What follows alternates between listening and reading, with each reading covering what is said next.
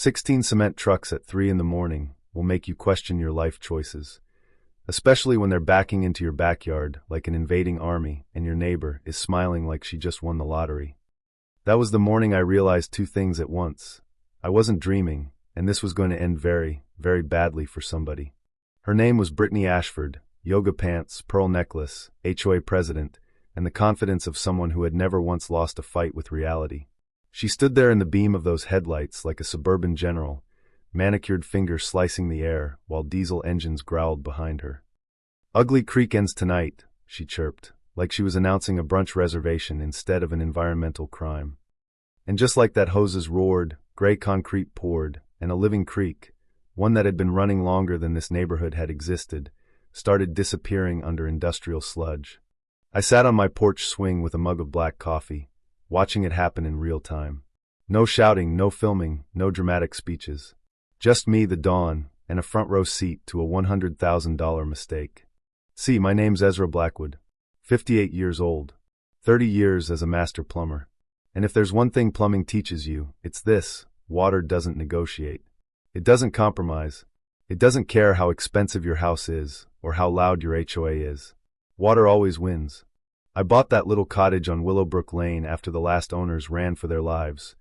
Real estate agent called it a drainage challenge, which is code for sometimes nature reminds you who's in charge.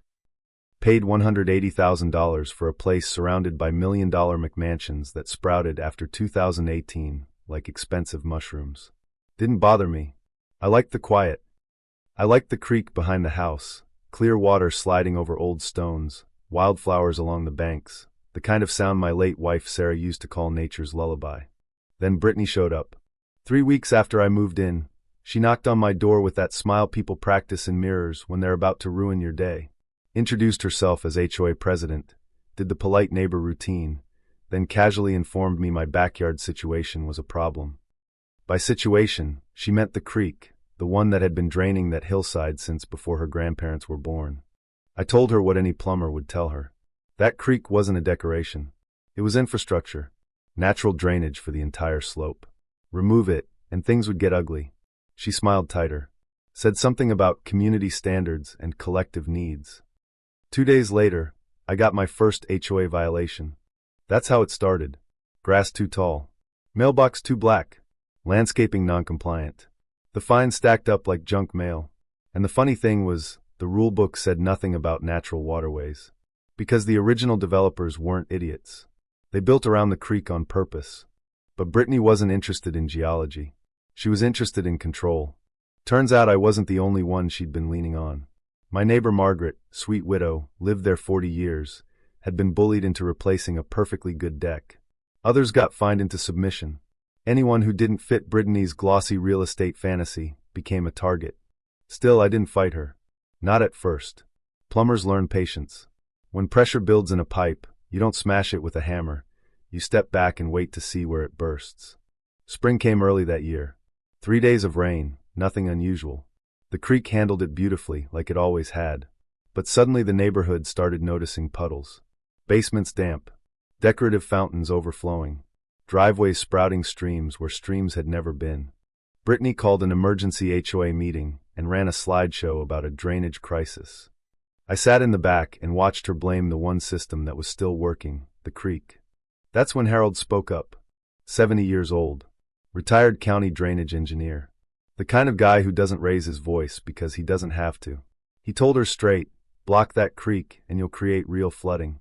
She smiled like ice and thanked him for his opinion. That's when I knew we were headed for the part of the movie where nobody listens to the old guy who knows how disasters work. After that, things escalated. Fake city complaints about illegal dams. Inspectors showing up confused. Chainsaw crews trimming healthy trees because Brittany wanted the creek looking less natural. She even pushed through a shady HOA vote to fund modern drainage improvements, meaning concrete channels to replace the creek entirely. And that's when I stopped being patient. I called a lawyer. Started reading environmental law at night like it was a thriller novel. Turns out natural waterways are protected in ways HOA presidents don't like learning about. Federal fines. State violations. The kind of penalties that make rich people suddenly remember they hate paperwork. But Brittany didn't know that. She just kept pushing. Until the morning the trucks came. 16 cement mixers. 5 a.m. gray sky. Diesel smoke thick enough to taste. She stood there smiling while concrete swallowed stones polished by decades of flowing water.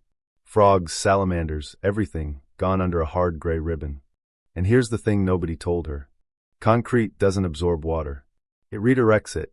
Within a week, the first signs showed up. Puddles where there'd never been puddles. Shrubs drowning. French drains bubbling like soda fountains. Hairline cracks in driveways. By month 1, foundations started shifting. That's when the twist walked up and knocked on my door. Private investigator. Name was Mike. Brittany had hired him to dig up dirt on me. Financial problems, criminal history, anything she could weaponize. Instead, he found something better. Photos. Documentation. Construction shortcuts all over the neighborhood. Missing drainage systems. Foundations built cheap and fast. Turns out Brittany's husband had built most of those houses. And they were all relying on that creek to compensate for what he didn't build underground. Suddenly everything made sense. The harassment, the urgency, the concrete. They weren't improving the neighborhood. They were burying evidence. After that, it wasn't a fight anymore. It was a countdown. I brought in an environmental science professor, Dr. Kim, and her students. They set up monitoring wells, soil sensors, all kinds of gear that made my backyard look like NASA had landed. The data was brutal. Rising water table. Increasing pressure. Soil saturation climbing like a ticking clock. And still, Brittany doubled down. Smear campaigns. Anonymous flyers calling me unstable. Vandalized equipment. Even a suitcase full of cash from her husband. 50 grand to make me go away. I closed it without touching a dollar. Because by then, I knew something they didn't. The storm season was coming. And storms are honest. The first real one hit in May. Thunder that rattled windows. Rain like someone dumping buckets from the sky. I sat on my porch with coffee and cameras rolling while the concrete channel turned into a fire hose aimed straight at the neighborhood. Water had nowhere to go. No soil to soak into. No roots to slow it down. It just rose. By 4 a.m., the street was a lake. News crews showed up. Drones buzzing overhead. Dr. Kim explaining hydrology on live TV, while people sloshed through water where their lawns used to be.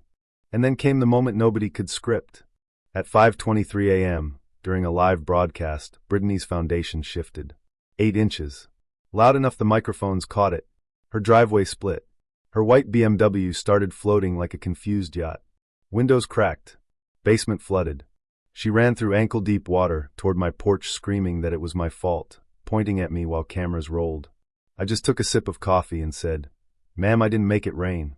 An EPA specialist stepped into frame right after that and calmly explained, on live television, that everything happening was exactly what happens when you destroy natural drainage. You could practically hear the internet lighting up. By sunrise, emergency evacuations were underway. Houses red-tagged. Families displaced. News helicopters circling like vultures over a suburban apocalypse. And just like that, the power flipped. Federal investigations. Multi-million-dollar fines. HOA board members resigning like rats leaving a ship that suddenly remembered it could sink. The whole thing unraveled faster than cheap drywall in a flood. 3 months later, a federal judge ordered full creek restoration and slammed the neighborhood with a $127,000 special assessment per household. Brittany's house? Condemned. Sold at auction for a fraction of what she paid. Last I heard, she moved into an apartment complex with very strict rules about landscaping. Irony's got a sense of humor like that. But here's the part that stuck with me. Watching that creek come back. They restored it right, native plants, natural stones, proper floodplains. Within months, the wildlife returned. Birds. Frogs. The gentle sound of water over rock. That lullaby Sarah loved so much. And every morning now, I sit on that same porch with the same black coffee, listening to it run. What I learned from all this isn't really about HOAs or lawsuits or even karma. It's simpler than that. People think power comes from money or titles or the loudest voice in the room. But real power, the kind that lasts, comes from understanding how things actually work. Nature. Physics. Consequences. You can ignore those for a while. You can even bully people into pretending they don't exist. But eventually reality sends the bill. And when it does, it doesn't negotiate. So here's the question that still rattles around in my head every time I hear that creak at dawn. When someone tries to bend the world to fit their version of perfection, and it all comes crashing down, is that justice, or just physics doing what physics has always done? I'd honestly like to know what you think. Ever seen someone push too far, try to control something bigger than them, and pay the price? Drop your story below. I read more of those comments than you'd probably guess.